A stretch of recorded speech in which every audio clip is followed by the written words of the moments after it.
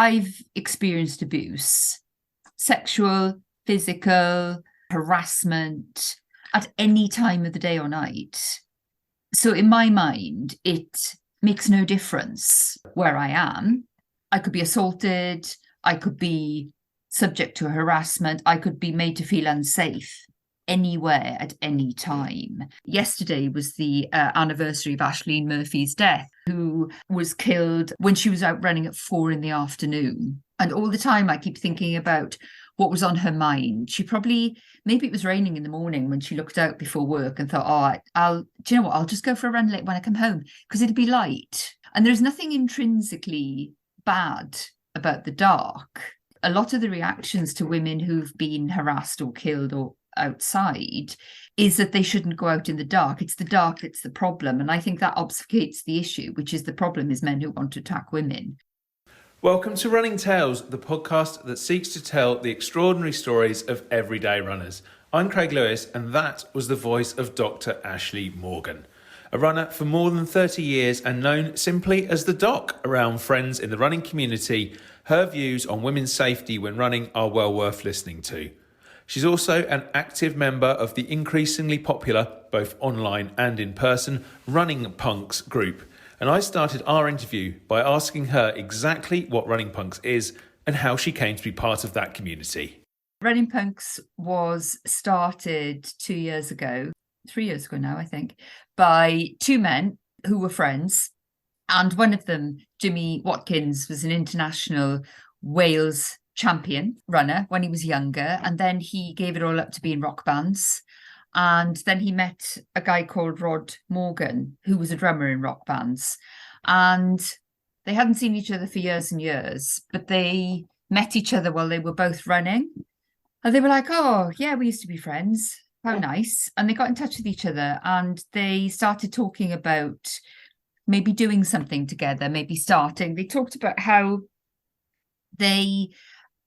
Rod in particular didn't really like other running clubs. He said he finds them too peacocky. It was all about personal bests and speeds and that kind of thing. And he said, I just really wanted to rock up in a Metallica t-shirt and have a laugh. So it's Roger Morgan's idea, and Jimmy has been the sort of person who's run with it, really. So a couple of years ago, I think it was 2019, the summer of, I became aware of Jimmy Watkins on social media, and I friended him, and he said who wants to come for a run in Cardiff on the such and such Sunday at 8:30? And I was like, oh, well, okay. I mean, I don't like running with other people, and I don't like people very much, and I like running with them even less. I think that was my quote. But I went along, and I really didn't like what I saw when I went there immediately. Just a bunch of blokes standing around. I was like, oh, I'm not sure I like this. And then Jimmy came on to me, we were talking, and it grew from there, really, because people kept coming every week, and people kept coming who were... What is interesting is in the group already, there were a couple of people who had been professional athletes. It wasn't just Jimmy, there was a couple of other people as well. But also there was Rodri, who'd only started running a sort of 2 years prior to that and didn't want to be in a group with other people who weren't interested in PBs, I think. And I mean, from my perspective, I find it really, really interesting because when I started running in the 80s, when we used to run in black and white, the idea of running, so people talk about, I don't have the modern vernacular, I don't have the language that people use now. So there were things like, in the 80s, we used to call trail running off-road. So it was on-road and off-road. And that was it, really. So I find it quite interesting because I'm hearing people who've got quite a language that they are speaking together. And sometimes I have to know what that is. So what happened as a consequence of the first running club was the people started running virtually. And Jimmy said, there's no subs, there's no money to pay, a guy came up to me one Sunday. I take the Sunday run clubs in Cardiff now.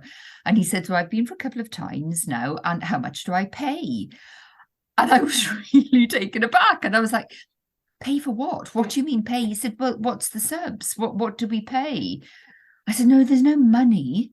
You don't have to pay money. You just come along because you want to come along and you talk to us and we talk to you and hopefully you have a nice time. So the idea was as well was that they run a slow 10K. So basically, if you can run a bit, say 5 or 6K, you can probably run 10K. And indeed, we have helped people who have been very lacking in confidence to reach 10K. We did it a couple of months ago, actually. Somebody who really wanted to run 10K just came around with us and ran 10K with us, and it was fairly easy. One of the things we have quite a lot of, though, is that people think we're too fast to come and that we're too cool to run with, which I just really have to throw in the water, really, the idea of any of us are remotely cool, or that we're standoffish. It's not that. We might want to run faster on days that aren't Sundays, but on Sundays it's running club and we run slower. And of course the line that they have is no punk left behind. So we just go off. We just go off for a run. And if I think the pace is too fast and I see a load of people hanging behind, then I make the group go slower. And everybody like, right, yeah, that's fine. Let's get an easy pace going because we want to talk.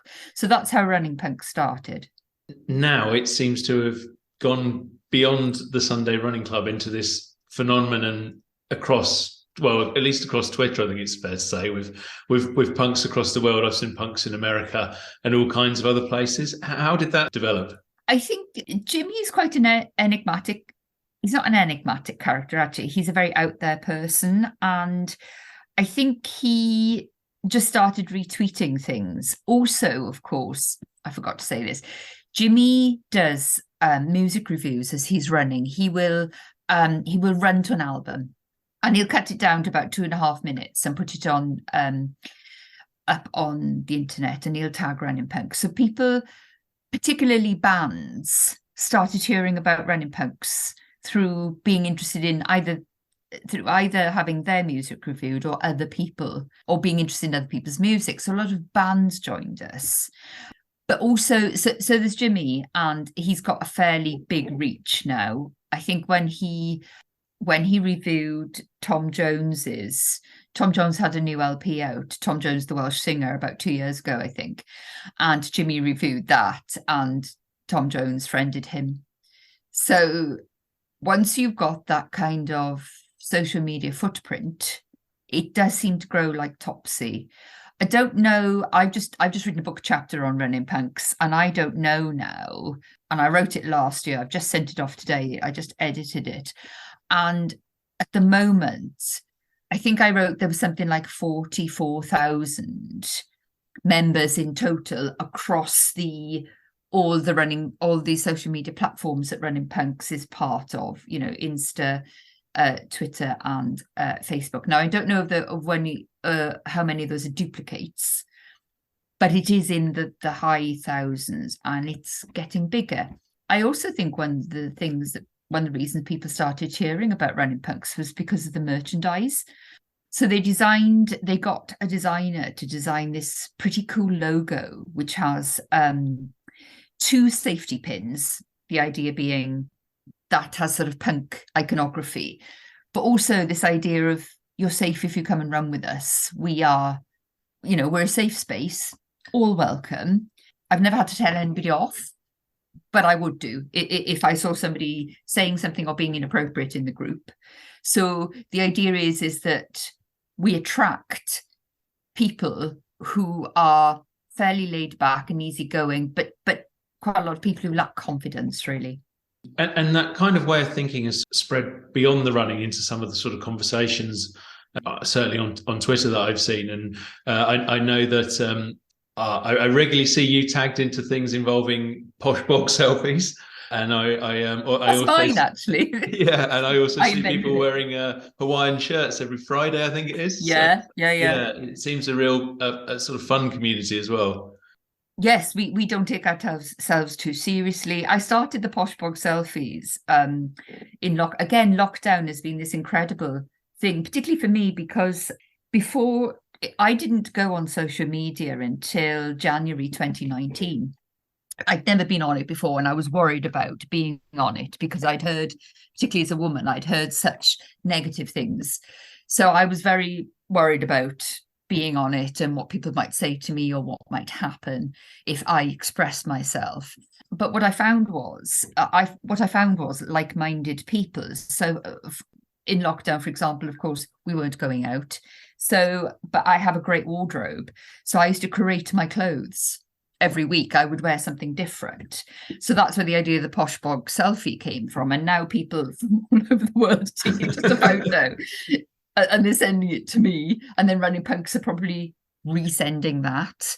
Yes, what it is community. It's really about creating friendships.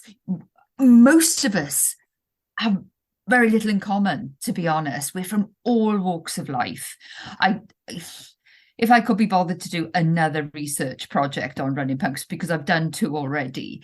One of the ones me and another running punk have done is on running punks and aging, and the way in which the group has really encapsulated this idea of inclusivity, because there's no age limit, high or low, at which you can become a running punk. So we've had teenagers. I'm one of the older running punks. I'm in my mid-50s, but now we've got some older people. We've got a guy who's in his 70s, and people you don't necessarily see running or being part of this quite nice community. You don't see older people running very often, and they're not usually targeted as a interesting group of people either. But Running Punks has done that. It has brought these people together. And it's pretty incredible, really, when I start thinking about it now. Yeah, I mean, it's certainly a really tight-knit community across the globe now, as we said. You mentioned that when you went to that very first run, you were kind of thinking, or I think you said, oh, I don't really like running with people. I don't even like people. Has Running Punks changed that for you? Oh, yes, totally. Yes. I still don't like really running with somebody else. And there's only a very tiny amount of people if people say, oh, do you want to come for a run? I'm not massively keen on that. It depends on who it is. I've been for a run with Jimmy. There's a couple of people I've been for a run with on my own, just the 2 of us or 3 of us or something. But it's the group that I like. Yeah. I look forward to it. And also because I take the group, it's sort of incumbent on me to make it a good experience. And I like doing that as well. So, for example, Sunday will come and maybe we'll have a new person pop up. And I'll say, oh, where did you hear about us? And these are the rules. And the rules are we don't leave people behind, and we, and that kind of thing. But we have... I'm going to say something now, which is fine, but a couple of women have said to me, we really like the fact that you take the group because that encouraged us to come. And when I went originally to the original group, there were about 15 people. Only 3 of us were women. And I was like, do I run around with a load of blokes? I'm not keen. But I put my prejudices aside, and I found that I kept turning up, really. So I kept doing it. And from that, I've got an incredible support network of people that I could call on at any time if I needed to. But I don't necessarily have to run with other people, but I will always run with the Sunday group if I can. You mentioned, or you hinted at earlier, that you've been running, or at least involved in running, for some time. I think you talked about the vernacular of the 80s. What is your own running career, as it were? When did you start running, and how much sort of running have you done over the years? I started running when I moved to London when I was about 20, and I had a boyfriend at the time he would have run marathons and stuff, and he used to get up and go and run, and I thought, oh, I should perhaps do something too like this. I didn't run with him very much, and he went away very quickly out of the picture, but I started running in some really rough parts of London, to be I just used to run on the roads. And I remember for my 21st birthday, I bought a pair of running shoes. They were Brooks running shoes from Run and Become in Covent Garden. And I think they were my 21st birthday present or something like that. And I think I bought a rucksack as well, because rucksacks were much better constructed in those days as well. So I just started running, and I used to run to the end of the road and then back. I had nowhere to look for information about how to run, to be honest. And I used to wear men's clothes because really that's what there was. I didn't want to wear pink shorts particularly, so I bought myself some men's turquoise shorts and tops.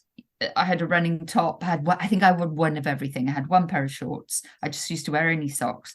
I wore any bra. And I think I was bought a Nike running t-shirt that was cotton. And I remember that's all I had.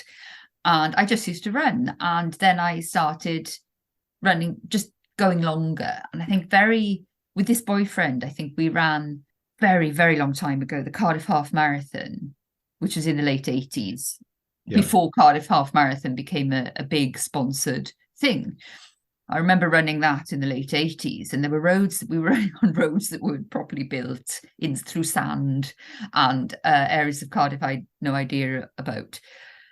But I did a bit of racing, but I never liked it. What I liked was being on my own. And for most of my running career, I've run a marathon.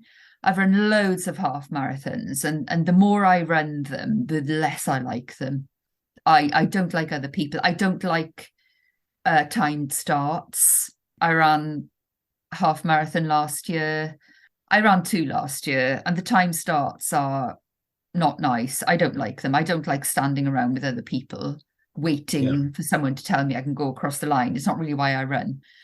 But I ran 2 different types of half marathon last year. I ran a very, very well organized, very large one, and a very well organized, very small one. And it's the small ones I like. I've run a marathon. It's too much time. It's very time consuming. And I don't want to do that. And I just remember, trying to get up to 20 miles and how tedious it was.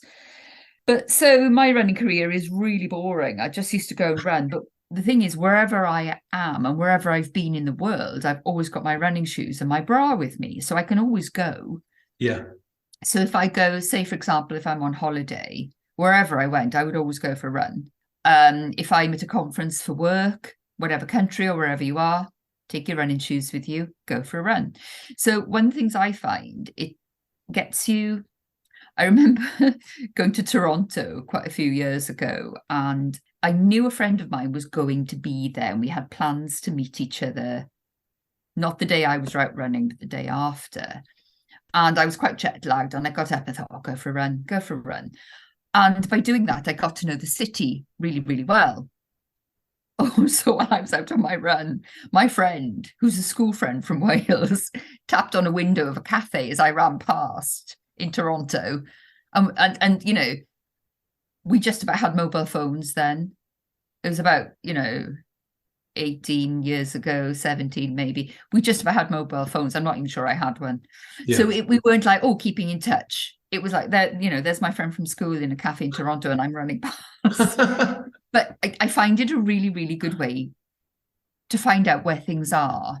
Yeah. So I would go for a run. Say I might go on holiday and I'll go for a run, and then I'll come home and I'll say to the family, right, so I ran past a really good pizza place, or there's a really nice thing we need to go to that I've just seen. They were just setting it up when I was running, kind of thing. So it's a really, really good way for you to find your way around somewhere new.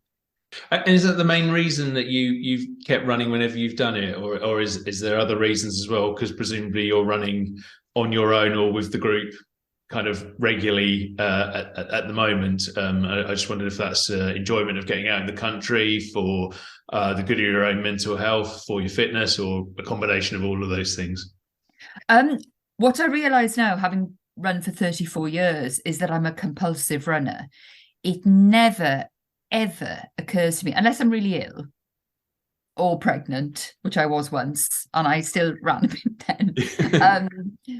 Or very, very ill, which I tend to be far less now anyway. I had like most people, I had a really bad cough over Christmas, and I had absolutely no interest in running at all, which is really unusual for me. But the minute I was better, I was running. And it never occurs to me to never go for a run.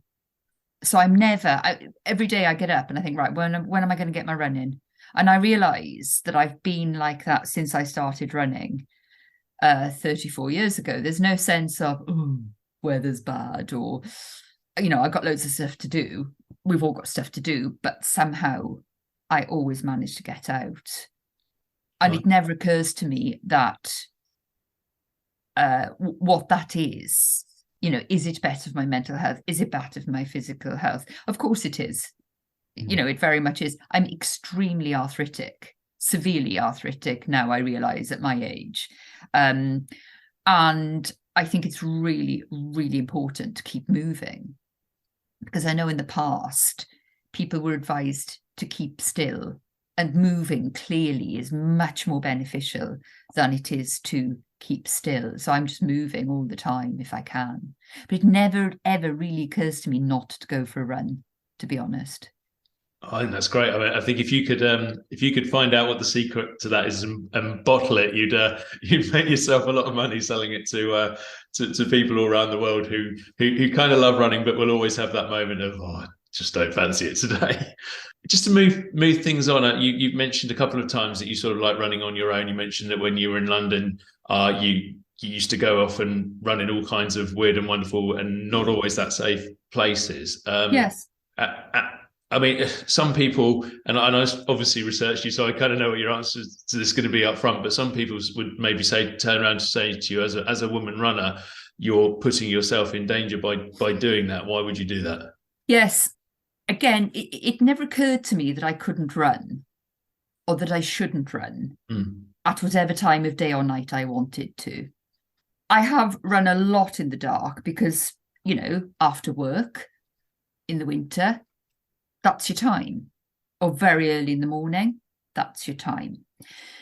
To be honest, it's only since fairly recently that I realised it was a massive, massive issue for women, because it had never occurred to me, because I've experienced abuse, sexual, physical, harassment at any time of the day or night.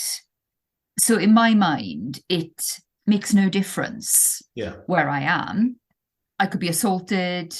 I could be subject to harassment. I could be made to feel unsafe anywhere at any time. And I realize this because of my age and because I've been running so much, that one of the, and I was thinking about this yesterday as well. Yesterday was the anniversary of Ashleen Murphy's death, the Irish person who was killed, I think it must have been this time last year or a bit later in the year, when she was out running at 4 p.m. And all the time I keep thinking about what was on her mind. Maybe it was raining in the morning when she looked out before work and thought, do you know what, I'll just go for a run late when I come home because it'll be light. And there's nothing intrinsically bad about the dark, but people fear the dark because you can't see very well.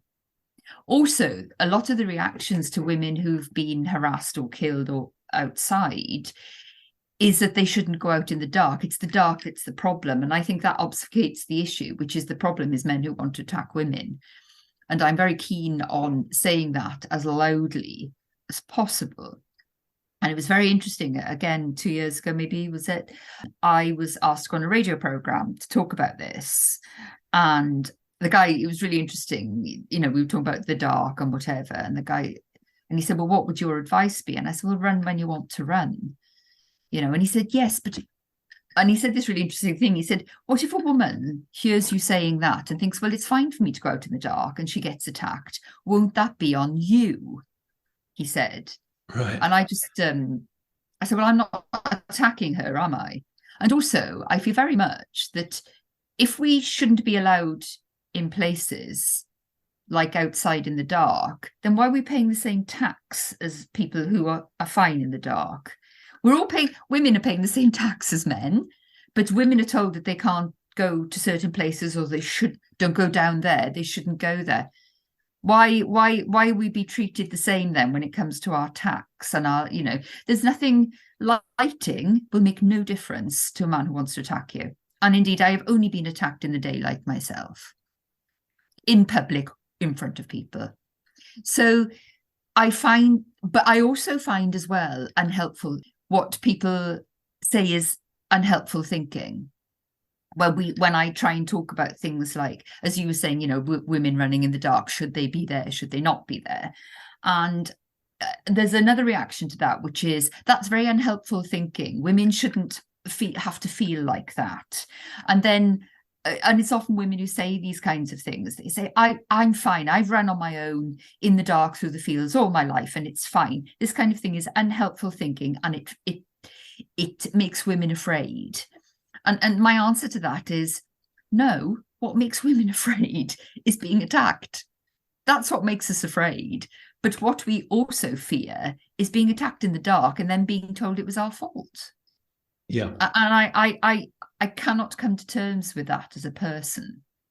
It makes no sense to me whatsoever that I shouldn't be somewhere that I want to be in case. And it's interesting that radio host said, what would your advice to women be, as if it was up to women to solve this problem? Whereas, I mean, I suppose, what would your advice to men would be a fairly easy question to answer, is don't attack women. It's as simple as that. But the onus is interesting.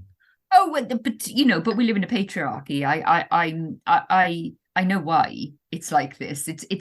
So for me, it's not a massive surprise that this is the kind of thing that people talk about. Women's safety, women's safety. What are women scared of? Women are scared of being attacked by random men, or by men that they know. So and one of the problems with that is the whole when it might happen. And then that's what people start to fear. If I go here, it might be like this. Yeah. Well, one of the interesting things I think, and I try and bring this up all the time, is that Bieber Henry and Nicole Smallman, two women who were killed by a man in 2021, they were the women who, after they'd been found, the police officers took their photos with their dead bodies. Yeah. They were together outside. So there is no sense of it's safer in numbers, even. Yeah. So all the things people say, dark, tell somebody where you're going, safety in numbers. If somebody wants to kill you, then they are going to do that. It was the same person who killed the young woman beginning of last April, I think, again, in London. She was walking home at night. This man had already followed several women. He just wanted to attack a woman.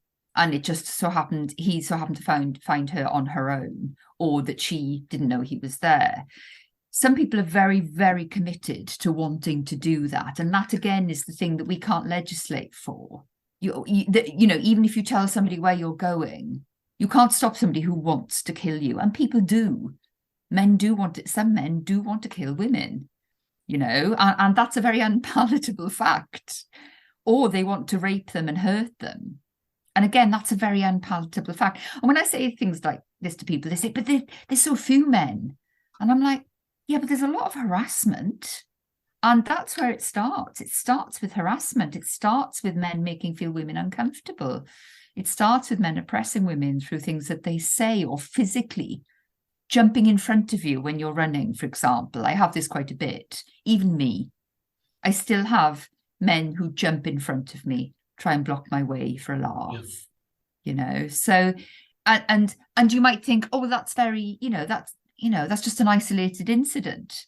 But when you've been running for 34 years, it's a weekly incident, actually. Yeah.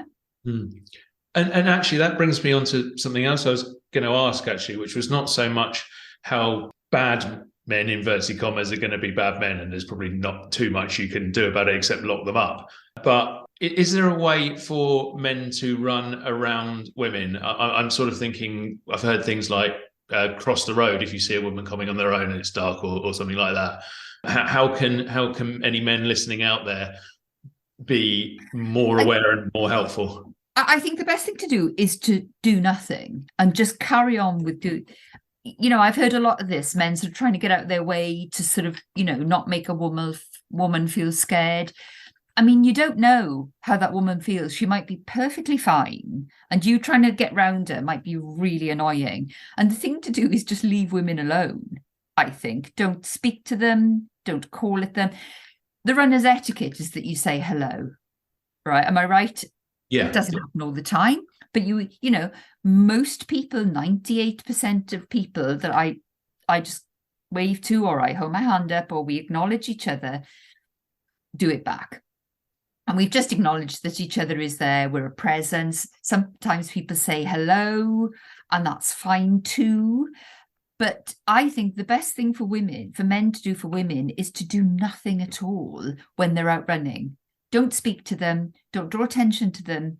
Do nothing. And by that, I don't mean that men or other people shouldn't stand up for women if they're being harassed. That's something different. Yeah.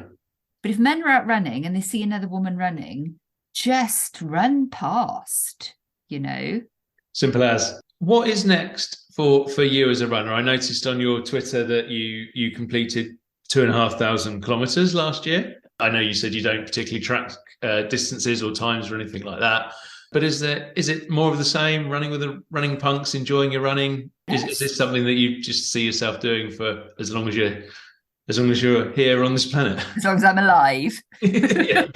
Yes, I mean, I'm not. It was really interesting when I put that, because as I said, I'm much more used to running analog, not even with a watch on, maybe, most of my life. So having new technology, I have found it really useful. And I have a watch and I have my phone with me and I use a running app. And I really enjoy it. I enjoy that bit of technology. I enjoy posting at my achievements, such as they are.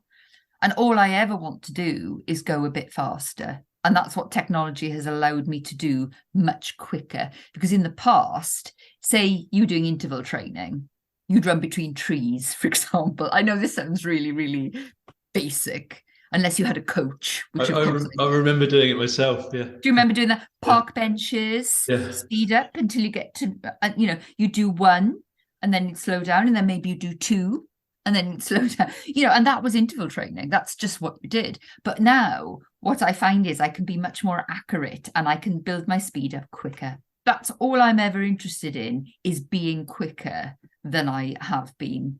I've still got a hamstring tendinopathy that I've had for the past couple of years, which isn't brilliant.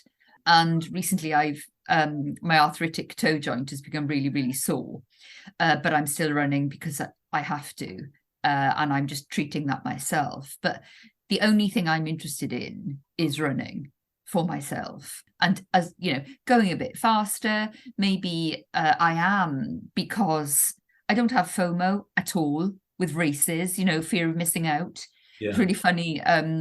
At the Cardiff Half Marathon in October this year, I took the running group out early, and then we went down to meet everybody. We knew loads of people who were running it, so we just wanted to go and be supportive and hug people. And I knew there were people coming down that I never normally see from around the country. So we all went down to see everybody, and it was really interesting. Rod said to me, "Oh, are you all right? Do you want to come with? Have you got FOMO?" And I was like, "I've done my run. I've done 10K." But also, of course, by the same measure, I am doing a trail run, or as we used to call it, running a bit off-road, in February. And it has become traditional now that quite a few running punks run the Llanelli Half Marathon. Again, which is probably the only race thing I ever want to be involved in, because it's extremely casual. It's friendly, it's casual, in the sense of there are no running pens, there are no time pens you have to be in. You go, you join everybody, and you just bumble off, and it's great. I don't love it in terms of, I'd rather run 10 miles rather than 13.1, if I'm quite honest. And I'm getting slower and slower, sadly. So I need to work I would like to run a bit quicker for over a longer distance, but I really don't care that much. Fantastic. I think not caring but still loving it is probably a decent place for us to end. So thank you so much, Dr. Ashley Morgan, for joining us on the Running Tales podcast. Thank you so much for having me, Craig. Thank you to Dr. Ashley Morgan for joining me on Running Tales this week. So much to take in from that episode. Everything from posh bog selfies to running in Cardiff to the really, really important issues of women's safety while they're out running. We'll be back next Tuesday with another interview from the world of running. But in the meantime, I just wanted to take a moment to ask all of you, our wonderful listeners, to take some time out to give us a review and a rating wherever you listen to Running Tales. The more positive reviews that we get, the more the podcast is seen by a wider and wider audience. Also, if you want to see more of our content, please be sure to follow us on Twitter and Instagram at Running Tales Pod, on Facebook, where our page is called Running Tales, or check out our YouTube channel at Running Tales Pod. You can also subscribe to our newsletter, which can be found at runningtales.substack.com, where you can find written versions of our podcast, as well as all sorts of articles from the world of running. Just two of our most recent ones include a look at the new Great Northampton Run and the views of Sue Roberts, whose brother Graham died in the Hillsborough disaster, on the appointment of David Dinsmore, former editor of The Sun, as a Park Run trustee. As usual, we'll be back next week with another extraordinary story of everyday runners. Thanks again for joining us, and I look forward to seeing you then.